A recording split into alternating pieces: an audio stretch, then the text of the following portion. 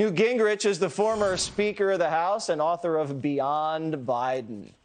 This was, and no one realizes this, Speaker, but this was a vicious takedown in Politico. Nothing about policy, all style, and it was vicious. Do you agree? Well, it was vicious, but I don't think it's actually that he's boring. I think he's embarrassing. I mean, it's an embarrassment to watch him. It's an embarrassment to watch him in Warsaw blurt out things that he promptly has the State Department has to rush out and say it isn't true. It's embarrassing to watch his vice president. It's embarrassing to realize that if you watched him hanging out with Barack Obama looking like he was the grandfather who'd been invited to the Thanksgiving dinner and everybody was ignoring him while they all talked to Barack Obama, this is, in some ways, you know, not only are his policies terrible and destructive and people are suffering from gasoline prices and food prices from the border, but in addition, you have a president who you're not sure is completely there. The little piece you just showed a minute ago, this is a guy who can't remember even when he has a script. And I think that's more than boring. I think it's embarrassing. And frankly, as commander-in-chief, I think it's pretty frightening. And dealing with a guy on the other side in Putin who has over 5,000 nuclear weapons, I'm not all that comfortable when I watch the American president doddering around and looking like he's out of it. I think you nailed it. I think what was left unsaid was that the D.C. elite are embarrassed. And I think they're more embarrassed by Joe Biden's presidency than they were by Donald Trump, and I'll explain why, and you can tell me if I'm an idiot.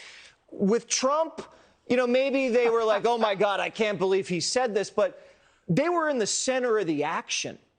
Trump's presidency was the center of the world action. Everybody was talking about not only Trump, but D.C., and the people in D.C. and the reporters and the publishers and the antagonists, and there was a lot of drama, and they were right there. And they love that, and they love that kind of attention. Joe's giving them nothing. And I think they're almost feeling like, you know what? Maybe it might be more fun to have a Republican in the White House for maybe just 4 years, just so we can get a little friction going, right? Well, it's a little bit like having Rip Van Winkle as president. You sort of think he's probably asleep most of the time. You assume that somebody like Klein is actually, or Klein, however they pronounce it, is actually in charge, if anybody's in charge. I mean, you watch the embarrassment of people like Buttigieg, who totally misunderstands his role in America. You know, and this is a weird administration. So weird. And I think you're right. You know, I mean, I'm not going to ever say you're an idiot, but I have said on behalf, I mean, I think that Kamala Harris is probably the dumbest person ever elected to the vice presidency. I wouldn't go so far as to say she's an idiot. That would be too strong. But she's really, I mean, she works at being dumb. Well, you know, Biden doesn't work at anything. Biden just drifts through, looking forward to going back home, I assume, to eat ice cream and ride his bicycle. And it's a little bit like watching somebody who's already retired, but they make him show up and pretend to be working.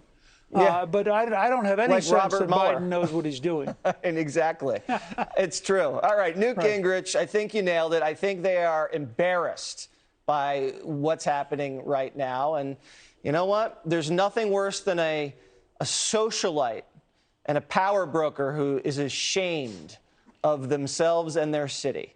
That's when things are going to get interesting.